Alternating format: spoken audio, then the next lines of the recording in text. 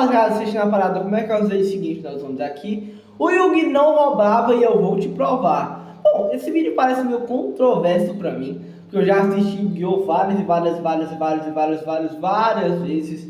Principalmente a versão censurada, que não é a japonesa, é claro, porque foi a que mais passou aqui no Brasil. Mas o Yugi não tem como não ter roubado pelo menos uma vez, tá ligado? Mas bora ver os pontos, os argumentos dele aqui. Eu também vou dar os meus, o que eu acho sobre o assunto. Então bora lá ver? 3. Mas antes, peraí, deixa o like e hype o vídeo aí, hype o vídeo, pra dar uma ajudada aqui no canal. Bom, mas bora começar? 3, 2, 1, play! Falamos em Yu-Gi-Oh! Sempre temos aquela pessoa que diz que o Yugi só rouba, e somente por isso ele ganha todos os duelos. Mas e se eu te disser que elas estão erradas, e que o Yugi não rouba nos duelos como dizem? Ficou curioso? Se liga na vinheta e bora pro vídeo!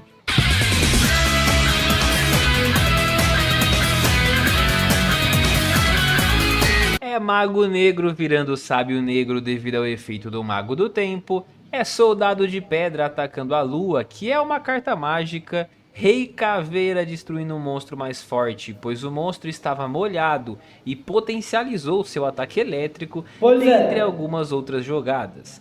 Mas e se eu te disser que nada disso foi trapaça por parte do faraó? E simplesmente estavam nas regras? Nesse vídeo iremos... Mano, isso daí eu quero saber, porque, mano, tipo assim, eu sei que, tipo assim, a versão que veio pra gente foi muito alterada por muita coisa, mas, mano, tipo assim, principalmente em Duelo Links, tá ligado? Que é o jogo de Yu-Gi-Oh! Que eu mais joguei, assim, velho, não tem nenhuma dessas regras fazendo sentido aqui, tá ligado? Explicar algumas jogadas realizadas pelo Yugi ao longo do reino dos duelistas e tentar esclarecer ao máximo algumas regras que não foram descritas no anime. Para começar a entender o que se passa no anime, precisamos compreender o objetivo da série. Originalmente, Yu-Gi-Oh! Não foi pensado para ser especificamente um jogo de cartas, contanto que a primeira série lançada foi chamada de Yu-Gi-Oh! Zero, onde eram jogados vários tipos de jogos. Mas, em um episódio específico, os personagens jogaram um jogo de cartas chamado Magic and Wizards, o que chamou muita atenção dos espectadores na época, e a partir disso a série começou a tomar forma.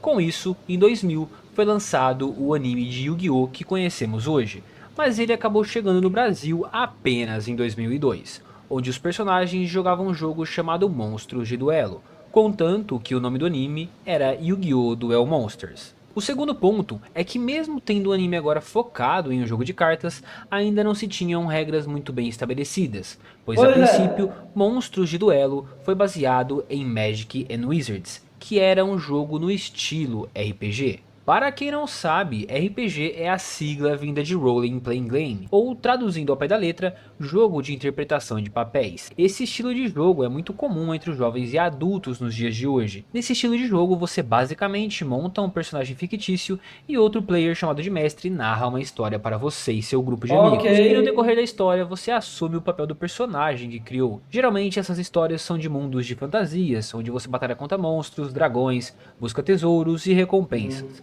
Tudo isso se imaginando como aquele personagem que criou, pensando, agindo e se portando como ele. Com isso, devido a muitas pontas soltas e o grande sucesso que Yu-Gi-Oh! Fez, é normal estranhar as primeiras temporadas do anime, onde as regras confusas embaralham a cabeça do espectador. E antes que vocês digam que eu estou tentando defender as roubalheiras desenfreadas do Yugi, eu baseei toda a minha defesa em dados extraídos pela própria comunidade.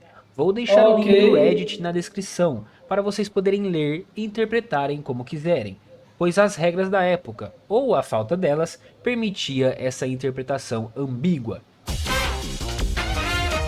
Vamos lá!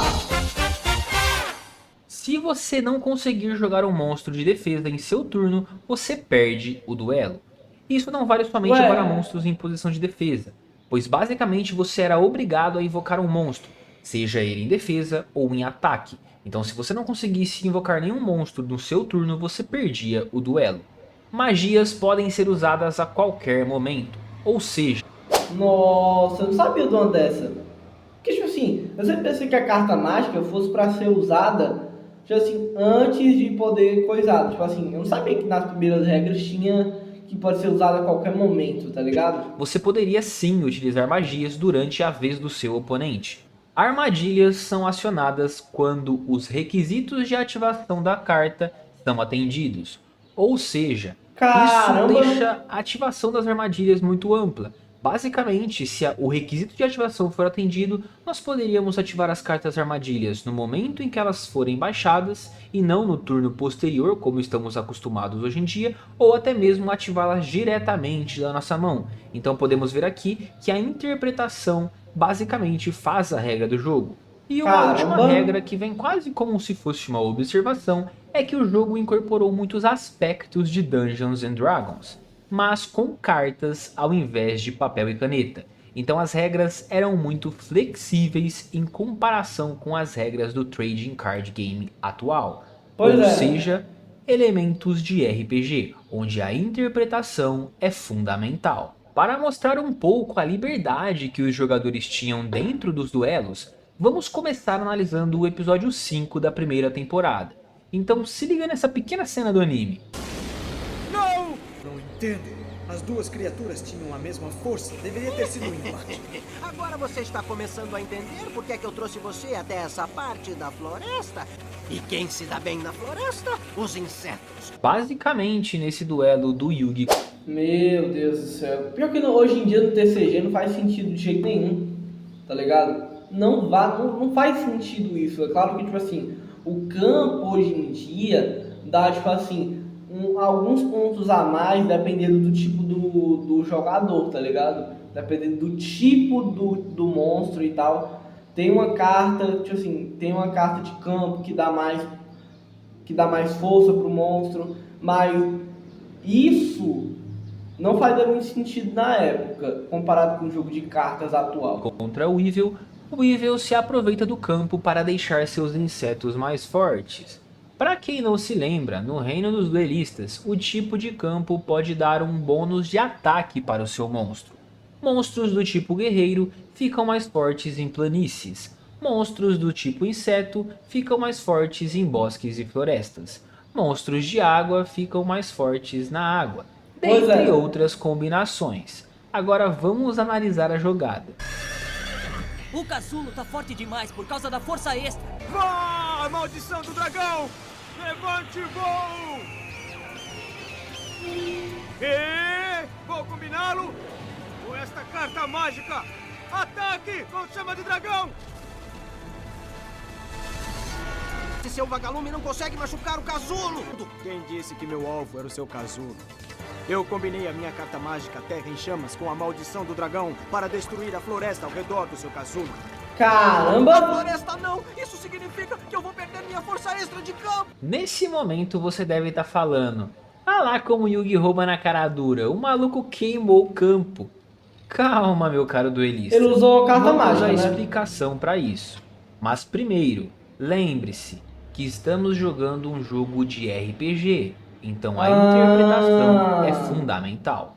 O monstro do Yugi é mais fraco que o monstro do Weevil, graças à força de campo que o monstro do Weevil ganhou. O que o Yugi faz então? Utiliza a maldição do dragão junto à carta mágica Terra em Chamas. E sim, essas combinações de magias e monstros aconteciam muito. Por exemplo, a carta mágica Chifre do Unicórnio sempre deveria ser combinada com uma carta do tipo besta. Terra em Chamas iam para monstros do tipo dragão.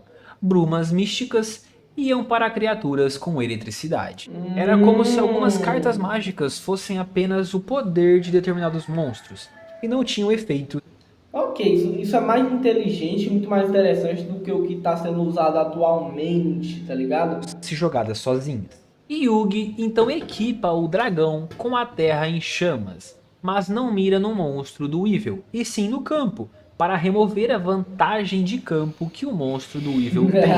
Com isso, a floresta queima e as vantagens já não existem mais, abrindo espaço para que o Yugi ataque com Gaia, ou seja, uma jogada totalmente válida, Pois seguindo é. os princípios de RPG que o game possuía. Para ver como a interpretação era algo importante no jogo, nós nem precisamos ir muito longe.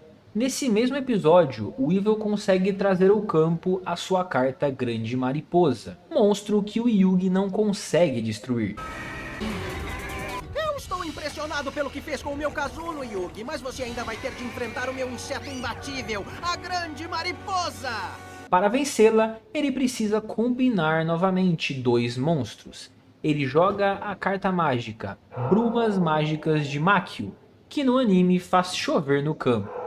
O monstro do Weevil fica molhado com a chuva, fazendo com que o ataque elétrico do Rei Caveira seja potencializado, conseguindo assim derrotar a Grande Mariposa. E essa jogada, além de ser totalmente plausível alencando a devida interpretação, combinado as cartas do jogo, temos o mesmo resultado. As Brumas Mágicas de Makio dizem: escolha um Caveira Invocada ou um Monstro Trovão da sua zona de monstros, destrua todos os monstros que seu oponente controla com a defesa menor ou igual ao ataque desse monstro. Você não pode conduzir sua fase de batalha no turno em que ativar este card. O único ponto é que ele deveria ter invocado o Rei Caveira antes, para depois ativar essa carta. Aí você vai falar que devido à ativação da carta, ele não poderia atacar como ele atacou. Exatamente. Mas outra regra do reino dos duelistas é importante aqui. A seguinte regra entra em ação nesse momento.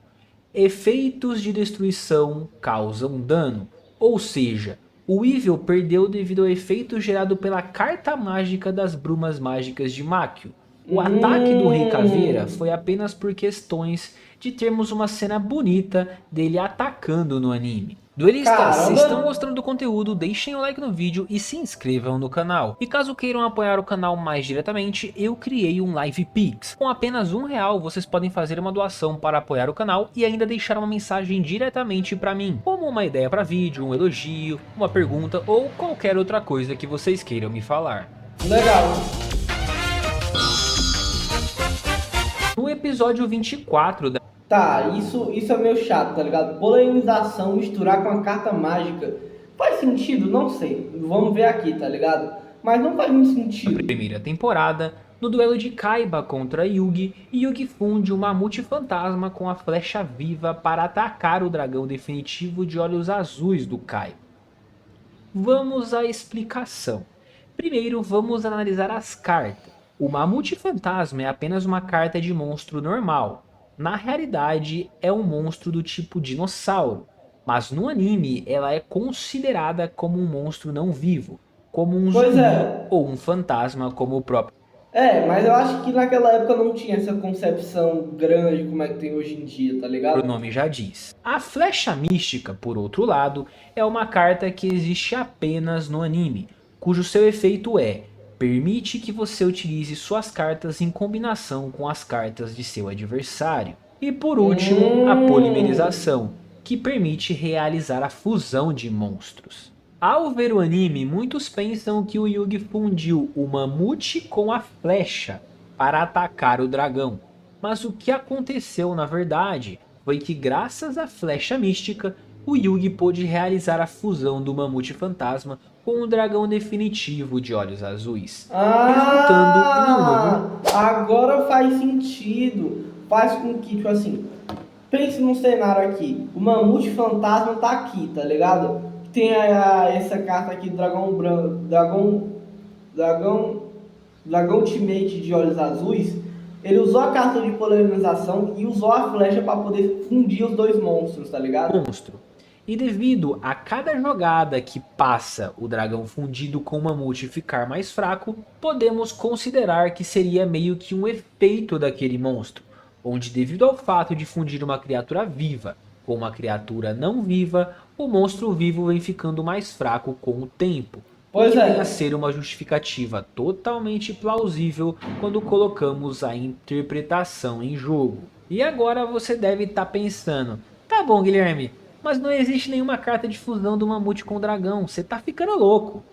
Exatamente, meu caro duelista, não existe. Mas vamos a outra regra no reino dos duelistas.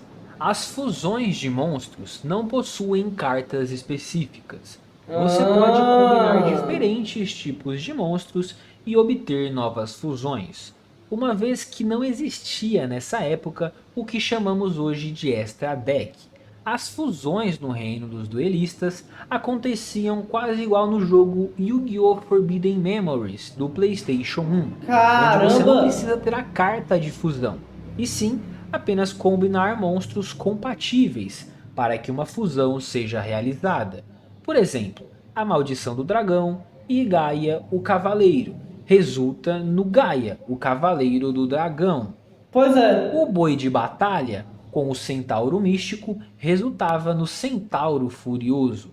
Isso acontecia porque essas criaturas eram compatíveis. Sobre essas compatibilidades não temos muitos dados, mas como os duelistas do anime sempre acertavam as fusões, provavelmente conheciam as regras, que não foram descritas pra gente. Pois é. Nesse episódio temos Yugi repetindo um feito que havia utilizado no duelo contra o Kaiba, que é multiplicar seus Kuriboos infinitamente para confundir a restrição dos 1000 olhos do Pegasus. Você deve estar se perguntando como ele fez isso, já que no campo podemos ter apenas 5 monstros. Exatamente, meu caro duelista. No campo podemos ter apenas 5 monstros. Mas isso só vale a partir da Batalha da Cidade, onde o campo era bem delimitado. No reino dos duelistas, Agora faz sentido, tá ligado? Tipo assim, não tinha um problema no reino dos duelistas você ter muitos monstros em campo. o campo na verdade era apenas um tabuleiro para servir de base para o jogo, e não tinha uma regra de onde cada carta deveria ficar, ou quantas zonas de magias, armadilhas e monstros existiam ali. Podemos ver isso claramente nessas duas cenas tiradas diretamente do mangá. Na primeira imagem podemos ver a Mai Valentine posicionando uma carta de magia, armadilha ou até mesmo um monstro fora dos limites ali estabelecidos no campo, mas isso foi totalmente aceito. Então isso só vem a enfatizar a ideia de que o campo era apenas para os jogadores terem uma linha base para seguir, mas não necessariamente eles deviam se limitar apenas àquele espaço. Na segunda imagem podemos ver claramente que o Yugi segura algumas cartas na sua mão enquanto posiciona algumas cartas no seu campo. Vemos uma fileira de monstros e cartas que possivelmente são de magias e armadilhas em cima de suas cartas de monstros. E vemos também que possui espaço vago no campo, ou seja, não existe uma regra específica de onde as magias, armadilhas e monstros deveriam. Agora faz mais sentido as coisas que o Yugi faz durante a batalha, tá ligado?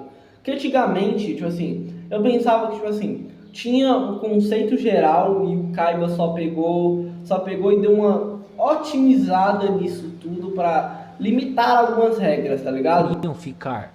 Basicamente, o jogador poderia colocá-las aonde quisesse. Então, uma vez que o campo não te limita a quantidade de cartas que você pode colocar em cada zona, e onde pode colocar essas cartas, a multiplicação de Kuriboos é uma jogada válida, uma vez que a carta mágica multiplicação diz o seguinte: ofereça como tributo um Kuriboh com a face para cima, invoque por invocação especial tantas fichas de Kuriboh quanto possível em posição de defesa. Essas fichas não podem ser oferecidas como tributo para invocações tributo. No anime, o Kuriboh do Yugi estava virado para baixo. Mas tudo bem, as cartas foram ter efeitos mais concretos com o surgimento das regras. No anime, provavelmente a carta só precisava de um Kuriboh em campo para realizar o efeito, seja ele virado para baixo ou para cima. Uma vez que a carta diz, invoque tantas fichas quanto possível, e não se tem um limite certo de monstros que se pode colocar em campo, você praticamente poderia invocar Kuribohs infinitamente. Então a jogada seria válida dentro de um jogo com elementos de RPG. Existem muitas outras jogadas dentro do reino dos duelistas que podem ser explicadas, como o soldado de pedra atacando a lua, mas diversos outros youtubers já fizeram vídeos explicando ela. Mas, se vocês quiserem que eu faça uma parte 2 do vídeo explicando essa jogada e algumas outras, deixem aí nos comentários que querem uma parte 2. É Eu isso, quero. meus caros duelistas. O vídeo de hoje foi esse. Se gostaram, deixem um like no vídeo, se inscrevam no canal e sigam o Instagram do canal que está aí na descrição. Agradeço de coração para quem me acompanhou até o fim. Valeu, falou e fui! Bom, eu achei interessante o vídeo, porque faz mais sentido ele explicando essas regras agora e vendo como não tinha exatamente regras específicas no reino dos duelistas, e faz mais sentido o Yugi fazer aquelas coisas, pensando como se fosse um RPG de turno, e você pode fazer meio que quiser em um RPG, tá ligado? Mas, enfim, esse foi o vídeo, espero ter gostado. Deixa o like.